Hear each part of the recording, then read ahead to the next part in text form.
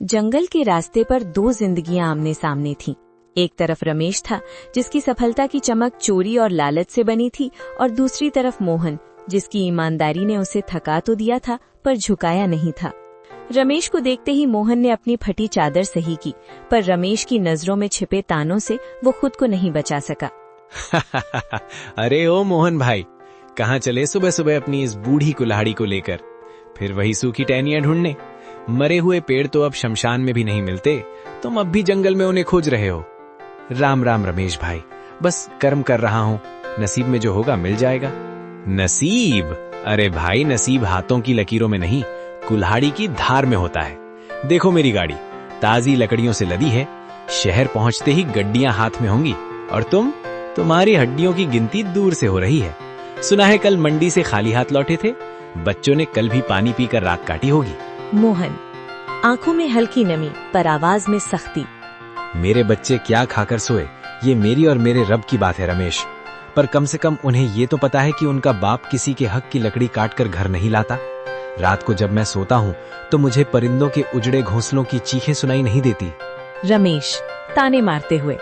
आदर्शों से पेट नहीं भरता मोहन, ये जो तुम ईमान ईमान की माला जपते हो ना, इसी ने तुम्हें इस हाल में पहुंचाया है। तुम्हारी विमला बेचारी फटी साड़ी सिल सिल कर थक गई है, और तुम यहाँ जंगलों में भूत बनकर घूम रहे हो। लोग तुम्हें ईमानदार नहीं, मूर्ख कहते हैं। थोड़ा दिमाग चलाओ, मेरी तरह हरे पेड़ काटो, 2 दिन में घर की छत बदल जाएगी। वरना याद रखना, भूखे पेट वाले की शराफत को दुनिया कायरता कहती है। शायद तुम सही कहते हो रमेश, दुनिया के लिए मैं मूर्ख हूँ, पर जिस दिन मैं अपनी भूख मिटाने के लिए हरे पेड़ काटने लगा, उस दिन मुझ में और तुम में क्या फर्क रह जाएगा? तुम्हारी तिजोरी भर रही है, पर तुम्हारी रूह खाली होती जा रही है। मेरी कुल्हाड़ी सिर्फ लकड़ी काटती है, किसी की दुआएं या किसी जीव का घर नहीं। तू अपनी गड्डियां गिन, मैं अपना सुकून ढूंढता हूँ। जाओ जाओ, ये सुकून तुम्हें ले डूबेगा। शाम को जब खाली हाथ लौटोगे और नन्नू को रोते देखोगे, तब पूछना अपने इस सुकून से कि उसकी कीमत क्या है। फकीर ही रहोगे तुम मोहन, फकीर ही मरोगे। रमेश अपनी बैलगाड़ी को जोर से हाँकते हुए धूल उड़ाता निकल गया। मोहन वहीं खड़ा धूल साफ करता रहा।